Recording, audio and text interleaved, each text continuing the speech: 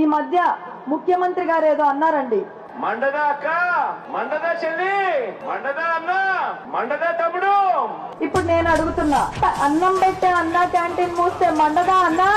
ఒక పరిశ్రమ కూడా రాష్ట్రానికి తీసుకురాకపోతే మండదా తమ్ముడు, అంబేద్కర్ విదేశీ విద్య ఆపేస్తే మండదా చెల్లి, కరెంటు ఛార్జీలు 7 సార్లు పెంచితే మండదా అవ్వా, ఆర్టీసీ ఛార్జీలు 3 సార్లు పెంచితే మండదా తాత, చంద్రన్న ఇచ్చే సంక్రాంతి, రంజాన్, క్రిస్మస్ కానుకలు ఆపేస్తే మండదా పిన్ని, భూములిచ్చిన రైతులని కడుపులో కొడితే వాళ్ళకి కడుపు మండదా, అన్నపూర్ణగా వెలసిల్లిన ఆంధ్రప్రదేశ్ కి రాజధాని కూడా లేకుండా చేస్తే ఆంధ్రులకి మండదా, రోజుకి 18 గంటలు మన రాష్ట్రం కోసం కష్టపడి ఇంతమంది యువత భవిష్యత్తు కోసం నిరంతరం తపన పడే నాయకుడు చంద్రబాబు నాయుడు గారిని 53 రోజులు అన్యాయంగా జైల్లో వేస్తే మాకు మండదా అని సభాముఖంగా అడుగుతున్నా.